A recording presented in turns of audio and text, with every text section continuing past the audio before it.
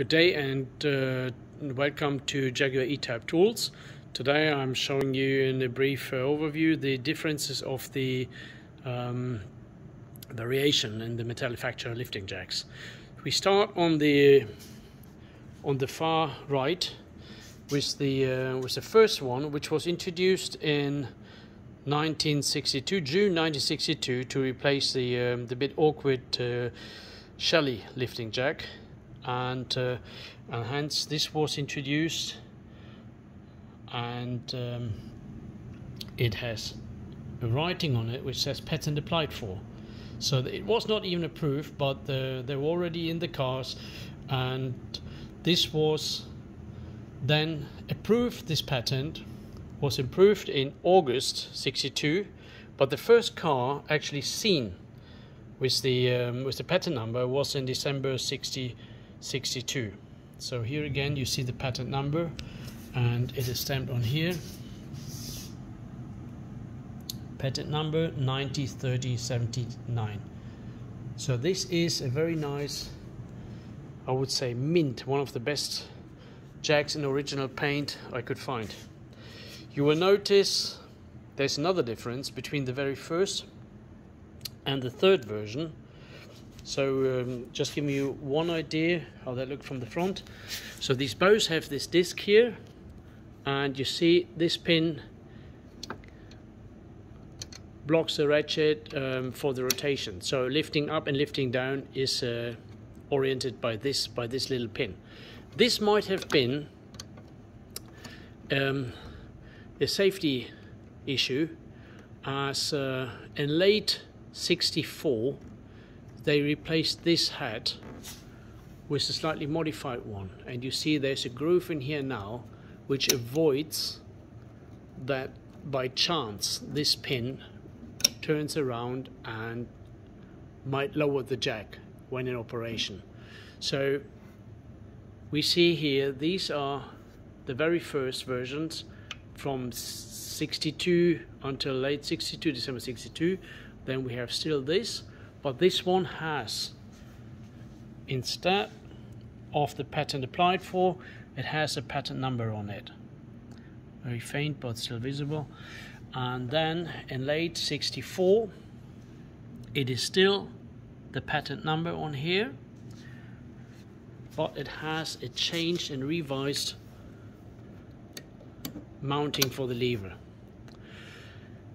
Then there's another thing you need to know, is you see on all these early jacks the arm ends at the end of the foot, and that is for all OTS and for all drop head coupes. And then you see this one. This is a jack for the 2+2, which was introduced first time in 1966.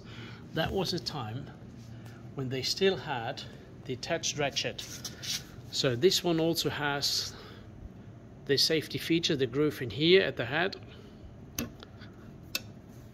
and it's the same as for the drop head and OTS, but these were introduced in late 64 and continued with the 2+2, and this has the swivel is a bit higher, and you needed that as the 2+2 had a longer wheelbase and you needed to lift the car up. So while this one was placed in the middle of the floor on each side, the 2+2 had a jacking point at the front and at the rear. Otherwise you would never got the car that far up that you could change the wheels. So from early 67 the jack itself remained almost the same. It has, this is the one for the S1, goes right to the end, and here's one for the 2+2 which stops here, so it doesn't go that far. But as you can see, the ratchet has been replaced. Probably this is an improvement in cost, and so this is quite technological, and in 67 they used a ratchet, and the ratchet is also branded with Metallifacture to raise and to lower, and here's the Metallifacture brand name, and this is how the ratchet looks. And these were then both the same for the 2+2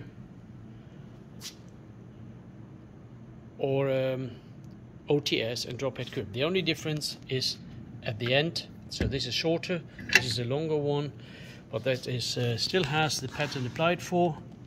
As you can see, still the same number, same one here. And so we have the 5 different Jags, pattern applied for, and then from 62, December 62, it is the patent number. In 64 they changed from this to this, and in 67 they changed from this to the detachable ratchet. Plus there was the introduction of the 2+2 lifting jack, and I know some guys, they just replace this and use it as the OTS or drop head coupe. The only problem is, as this is shorter than this one, you do not get the car high enough to get the wheel free. So watch out for the lengths of these. Some people, they just replace it and selling it as an OTS because that is more expensive, but it doesn't work. So I hope this could help, and see you soon in the next video. Goodbye.